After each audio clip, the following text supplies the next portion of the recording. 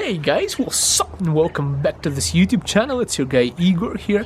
Today's video I want to talk a little bit about Americans that are abusing Canadian system and why it's not so easy to actually abuse the Canadian system. And I want to tell you this, guys, not every American is like that. And I'm talking Americans from the United States, because we are all kind of considered to be Americans from America, right? The continent is like that. So I'm talking about USA, and not all Americans are like that, but there are people who are caught trying to abuse and abusing Canadian system. So if you look at recent news, guys, what do we have here right now in Canada? Well, the restrictions for the COVID-19 situation is they are almost all gone now. So they are almost all lifted, but you can see more and more cases of non-essential visits to Canada. So people disregarding the social distancing, disregarding the regulations and restrictions put between the governments. You know, like if you are from Canada right now, Canadian, you're trying to go to the America, there is no way you can enter, right? But there is still way you can enter Canada if you are American. The thing is, what's happening right now, people are coming from America to Canada for vacation. And I know that that might be just few cases, but it's more cases than you think it's going to be coming up like that, because now people know that you can get into Canada without, by line at the border. That's how people get here. There is a regulation that if you're an American and you're going home to Alaska, Canadian border security is going to let you in. So what people do is they lie. They go to the border, and by going to Alaska, they go to Banff. So there are people who were from Texas, from California, Utah, who were spotted in the restaurants in Banff area. So, and they basically, how it happens, people, they talk a lot, and they just said how they got into Canada like that. And actually they are on vacation, so they are not even going where they were going. So people in the US, we have such a nice system in Canada for the convenience for Americans, so they can go from the States to their, to Alaska, to their home. So it's not like non-essential visit. People just from all different places of the States decided to use that regulation, that limitation, and come to Canada for a vacation. So that's how one of the things, how lots of Americans now are abusing Canadian legislation and coming here. Whereas, it's a little bit frustrating for us Canadians to have that. The reason is as a Canadian, I cannot go through the US and say, well, I'm going to Mexico and then have a vacation in the US. You cannot go to, first of all, I wouldn't be doing that, lying at the border, but at the same time, you cannot go from Canada to Mexico driving through the US because, there is a restriction. Now, also, the problem is with that, lots of people are not following the social distancing, so they just disregard it. Some people don't even believe in it, and it's hazardous for us, for Canadians, because in the US, there are so many cases of this COVID-19, and riots are happening, and lots of crazy stuff happening in the US, which I don't want to be covering in this video. But what I'm trying to say is that we don't want another spark of this COVID-19 situation here in Canada, and I think it's really bad what people are doing. Now, what other ways are Americans trying to abuse Canadian system? It's very more difficult than you think it is. So there are couples in the United States, especially people who are getting to the age of retirement.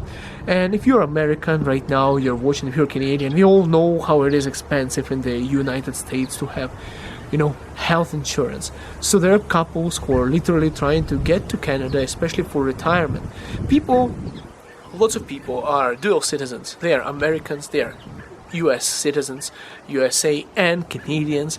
They all want to retire in Canada, and the reason is of course medical care in the US is just too expensive, and to have their health insurance. So what people are saying that once you hit 50 years old, it goes up cost can go up by $500 a month, which is a lot, and there are families that spend $1,600 a month, which is a lot for their health care. Whereas in Canada, it's not free. We pay taxes, but if you lived your entire life in the States and then you pay taxes there, but then you go and you retire in Canada and you don't have to spend that much of money for your health insurance, wouldn't it be so beautiful? But where is the lashback from Canadian government? What can stop you from coming to Canada? There's lots of cases of people coming to Canada being rejected. So let's look at the most common case. Lots of people are husband and wife. One of the partners has dual citizenship, be it wife or a husband. So what they do is they would say, well, darling, let's retire in Canada because it's way cheaper. I have a Canadian citizenship. I can, an American too. So we'll go there, and there are some ways how you can immigrate. Well, one of them is, of course, express entry, and one of the other way is, of course, spousal sponsorship. So you can have a job in Canada, you can sponsor your wife or husband to come with you here, to live with you in Canada, so you can retire on permanent residency and enjoy the benefits of Canadian healthcare system, right? But the difficulty comes here from that fact that Canadian government actually assesses your medical situation. So Canadian government actually looks at the application, and when you go through a medical examination, by the way, my parents are going right now through a medical examination to visit us in Canada on super visa as well, and it's been crazy. My parents are both over 70 years old. I want to bring them to visit me in Canada, and it's been crazy. They had to go through so much of stuff and driving 600 kilometers to another city in Ukraine to do medical tests, and 4 or 5 times now still they're undergoing the medical tests. It's crazy. I don't want to even talk about it, but the situation is that Canadian government is doing it so they can assess your health and see how much burden it is going to be for Canadian healthcare system. So they assess based on what you have, and if they look at the numbers, it's like 100-something thousand Canadian dollars over 5 years, or more than $20,000 a year, they reject you. So if you are immigrating to Canada, but by any chance you have cancer, let's say, you'll get rejected because Canada doesn't want to pay the healthcare, doesn't want to pay for you to take the treatment and everything. I know it sounds mean, but that's how it is. And if you have a history of cancer and this kind of many cases, they can even reject based on that. And if you have type 1 diabetes, same story, you can get rejected for that. Now there are some lawyers and immigration consultants who would they would support your case. They would hire an economist and they would put up a case to immigration officers saying that how much taxes you could still pay and how much you would cost, so that just to show the impact to the Canadian economy, that you wouldn't be a burden.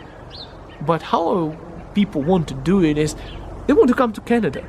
What's the best place to retire, right? So you don't have to pay the insurance, you'll get taken care of by the government, even if you didn't pay much taxes here. People are trying to take advantage, but the reality is it's almost not possible, because Canadian government, if they find out, you do some tests, they'll find out your blood sugar level, and they would say, okay, you have some damage to your kidney and you might potentially need so much of money for treatment or whatnot that it's not feasible, and you can get actually medically inadmissible to Canada, which can be heartbreaking for some. Especially, guys, if you're going through immigration process and you've been living, you came on a working visa to Canada with your spouse, or your spouse is Canadian and you're trying to get sponsored here, and then this kind of stuff happens, medical inadmissibility. It's sad, I know, but it is made because lots of people are trying to take advantage of Canadian system. And I was actually surprised by how many Americans are trying to take advantage of Canadian systems. And I say, of course, why not? The reason is, it's the neighboring country. It's so close. It's like a paradise. You can literally go across the border. You get almost the same kind of people, even nicer. You get almost the same kind of climate and environment, pollution free, and nice climate. Well, not as warm as in the United States, but nice people, Nice place to live, excellent place to retire, good benefits, and less crime, better lifestyle.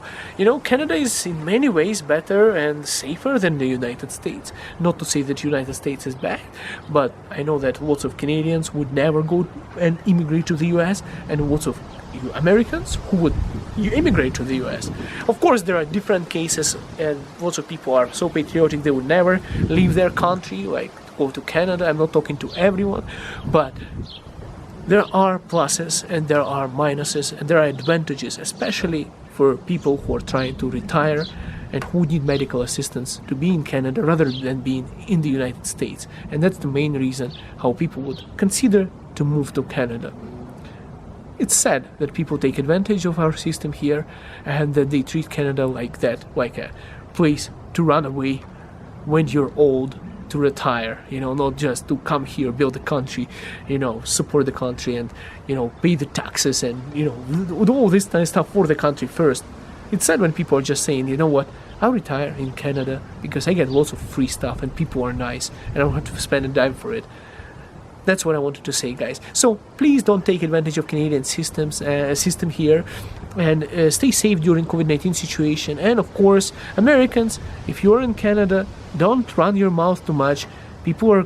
Canadians are nice, but they're going to call our CMP. They're going to call the police on you as soon as they hear something like that, and you're going to get caught with your social distancing and this kind of things. You don't want that to happen. You might not be able to visit Canada later on. So first of all, don't abuse the system. If you're going to Alaska, go to Alaska. And if you stop in a restaurant, don't run your mouth too much. Canadians are nice, but still get you in trouble. We'll see you in next video, guys. See you soon.